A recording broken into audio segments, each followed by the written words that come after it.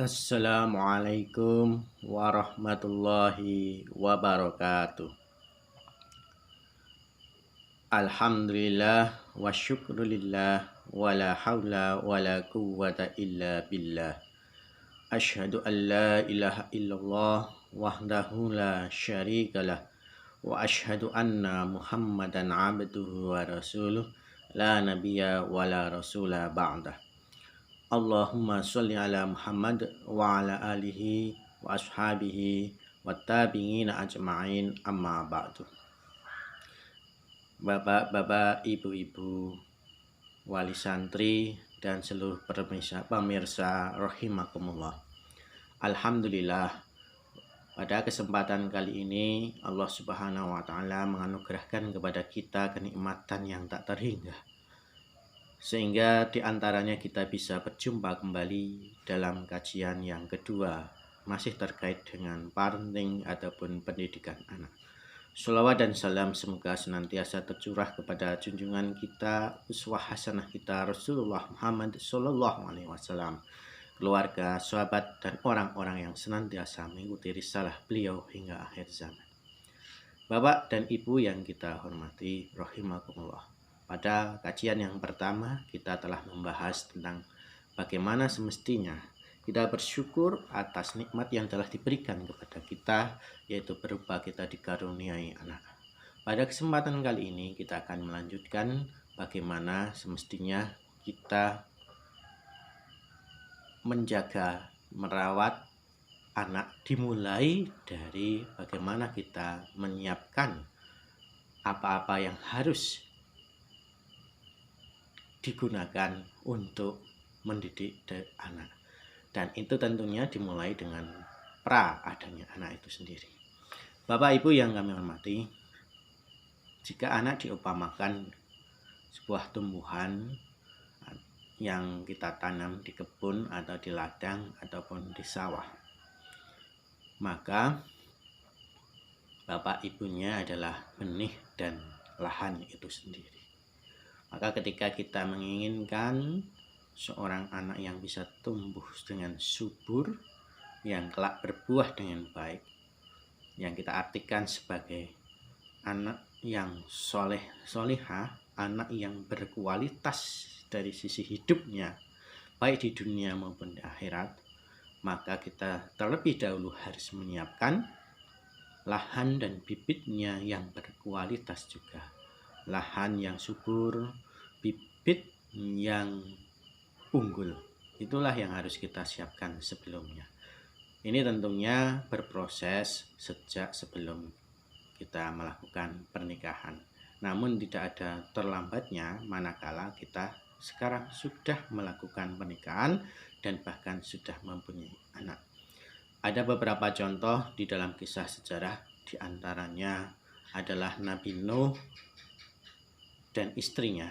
Nabi Nuh itu orang yang sangat soleh, utusan Allah, tapi istrinya ini adalah seorang yang ingkar ataupun kafir.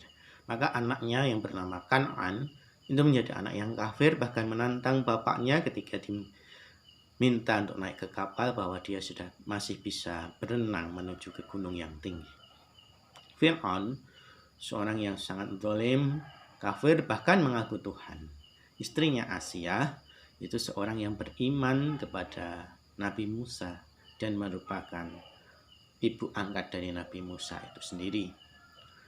Maka anaknya menjadi orang yang juga kafir, yang melaporkan Masitoh kepada Fir'aun bahwa Masitoh telah beriman kepada Musa, yang berakibat Masitoh itu dihukum dengan cara digoreng dalam minyak yang mendidih di dalam wajan yang besar, dimulai dengan suami dan anak-anaknya, bahkan anak yang masih bayi, dan terakhir baru Masitoh itu sendiri yang digoreng di sana.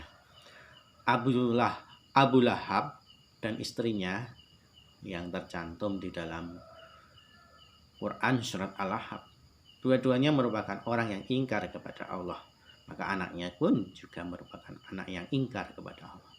Sementara teladan kita semua, sosok ideal kita yang menjadi contoh bagi kita semua, Rasulullah Muhammad Sallallahu Alaihi Wasallam beserta istrinya Khadijah adalah orang yang soleh, solehah, orang yang diridhoi Allah, maka anak-anaknya juga merupakan anak yang solehah seperti Fatimah Az-Zahra, Ruqayyah, dan Ummu Kulsum.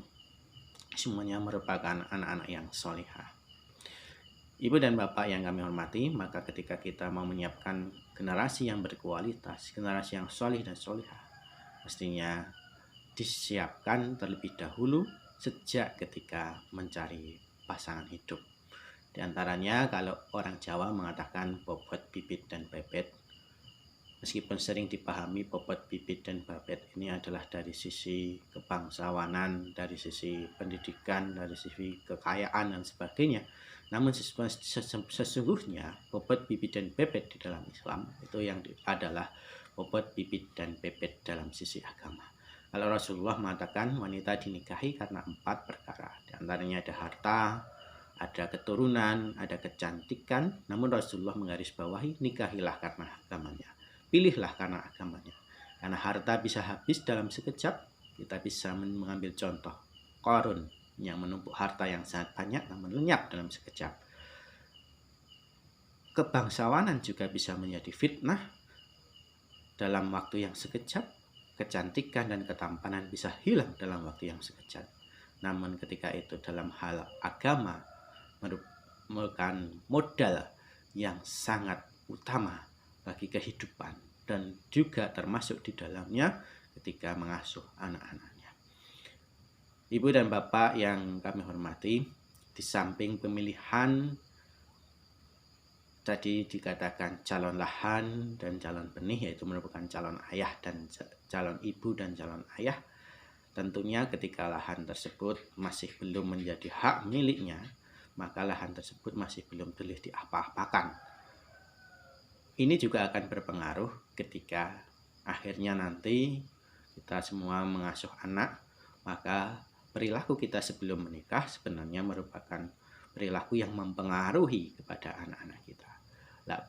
Namun bagaimana bagi kita yang sudah terlanjur memasuki jenjang pernikahan, sudah menanjur mempunyai anak dan mengasuhnya? Apakah yang masa lalu yang kurang ideal bisa kita perbaiki? Tentu bisa. Tidak ada kata terlambat dalam kehidupan ini. Sebelum nafas ataupun roh sampai di tenggorokan, sebelum matahari terbit dari barat, maka kita semua masih diperkenankan untuk bertobat. Seumpama kita dulu melakukan hal-hal yang berbau maksiat sebelum kita menikah, maka kita masih bisa bertobat. Ya ayyuhalladzina amanu tubu ilallahi taubatan nasuha. Hai orang-orang yang beriman, bertobatlah kepada Allah dengan tobat yang sesungguhnya. Mengenai kualitas, baik kualitas bapak maupun kualitas ibu, yang sesungguhnya itu sangat berpengaruh kepada kualitas anak-anaknya, terutama kualitas keberagamaan. Ada kualitas dalam hal kita beragama kepada Allah, taat beragama, kita menjalankan agama kepada Allah, kita mengikuti Rasulullah. Seumpama masih ada yang kurang, seumpama dulunya kita itu motivasinya tidak karena agama, maka pada kesempatan kita yang saat ini kita masih bisa memperbaiki. Ibarat lahan, seumpama kita memiliki lahan yang tandus, maka lahan tersebut masih bisa dipupuk. Ibarat benih yang kurang berkualitas, maka benih tersebut masih bisa diberi perlakuan supaya tumbuh biji yang baik. Tidak ada kata terlambat. Memang bedanya bagi yang telah melakukan proses dengan benar sebelum masuk ke dalam jenjang pernikahan, jenjang perkawinan, kemudian mempunyai anak, maka ibaratnya dia mempunyai lahan dan benih yang sudah berkualitas. Ada satu fase, ada satu modal yang telah dilalui. Namun apabila itu belum, bukan berarti memiliki generasi yang berkualitas, memiliki anak yang soleh dan solehah itu tidak akan terwujud, bukan. Tetapi harus ada sarana atau cara ataupun ikhtiar untuk meningkatkan kualitas lahan dan kualitas benihnya. Di antaranya yang pertama, kita tentu introspeksi diri, kita muhasabah sudah sejauh mana kualitas kita sebagai bapak dan ibu. Dari situ kita akan menemukan bahwa ada beberapa hal yang merupakan kekurangan. Maka kita hendaknya berusaha untuk memperbaikinya agar menjadi bapak yang soleh dan ibu yang solihah. Yang kedua, tentunya harus kita landasi dengan ilmu. Thalabul ilmi fardhatun 'ala kulli muslim. Bahwa menuntut ilmu adalah kewajiban bagi setiap muslim. Maka ketika kita hendak ingin memperbaiki diri, maka hal yang harus kita lakukan adalah menuntut ilmu, mengaji, mempelajari, kemudian kita laksanakan. Cara yang ketiga adalah kita memulai memperbaiki diri kita mulai saat ini. Tidak ada kata terlambat, sekali lagi, meskipun kita sudah tua. Apa yang kita lakukan, perbaikan-perbaikan pada saat ini, itu merupakan motivasi dan dorongan juga kepada anak untuk selalu meningkatkan kualitas dirinya, baik dari sisi beragama maupun kualitas dirinya secara umum. Seumpama kita ada yang belum bisa sholat, katakanlah, anak-anak kita berikan kesempatan untuk ke DTPA biar diajari sholat, maka orang tuanya pun mari kita sama-sama belajar sholat dan melaksanakannya. Apabila kita ingin anak-anak kita itu rajin mengaji, maka kita juga meskipun dengan kemampuan yang terbatas, mari kita juga belajar mengaji.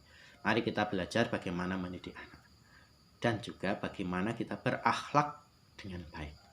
Apabila kita ingin anak-anak kita nantinya terhindar dari budaya modern yang tidak sesuai dengan agama kita, misalnya dengan adanya marak di TV-TV atau di media-media bahwa banyak orang yang sudah berpakaian dengan pakaian yang belum jadi, atau you can see, ya. You kamu can bisa si melihat apa, kadang-kadang bisa melihat Michael atau kelek saya gitu katakanlah gitu. Nah, maka kita juga berusaha sebagai orang tua untuk tertib dalam menutup aurat dan seterusnya. Juga apabila kita ingin anak-anak kita nantinya dapat menjadi keluarga ketika nantinya dewasa berkeluarga yang baik, maka kita beri contoh keluarga kita juga keluarga yang baik. Kita syukuri apa yang ada di dalam keluarga kita. Kita tidak ada kata rumput tetangga lebih hijau daripada rumput yang ada di tempat kita, tetapi rumput kita selalu lebih hijau daripada rumput tetangga. Dan apapun yang kita lakukan dalam rangka memberi contoh kepada anak-anak kita dan juga dalam rangka memperbaiki diri kita, insya Allah itu akan dinilai oleh Allah sebagai wujud perbaikan diri kita dan sebagai wujud kita menginginkan generasi yang akan datang yang lebih baik. Dan selanjutnya disertai dengan doa, diantaranya adalah Rabbana hablana min azwajina wa dzurriyyatina qurrata a'yun waj'alna lil muttaqina imama. Wahai Tuhan kami, karuniakanlah kepada kami pasangan-pasangan hidup dan anak-anak serta turunan. Dzurriyyah sebenarnya bukan hanya anak, tapi turunan, sampai turunan yang sampai ke paling akhir besok. Adalah dikatakan dalam doa ini qurrata a'yun, menyejukkan pandangan. Menyejukkan pandangan berarti juga bisa berarti menenteramkan. Dan jadikanlah mereka adalah pemimpin bagi orang-orang yang bertakwa. Kiranya sekian yang kami sampaikan pada kesempatan kali ini. Insya Allah kita sambung pada edisi yang akan datang. Wastabiqul khairat. Ada kesalahan, mohon maaf. Assalamualaikum warahmatullahi wabarakatuh.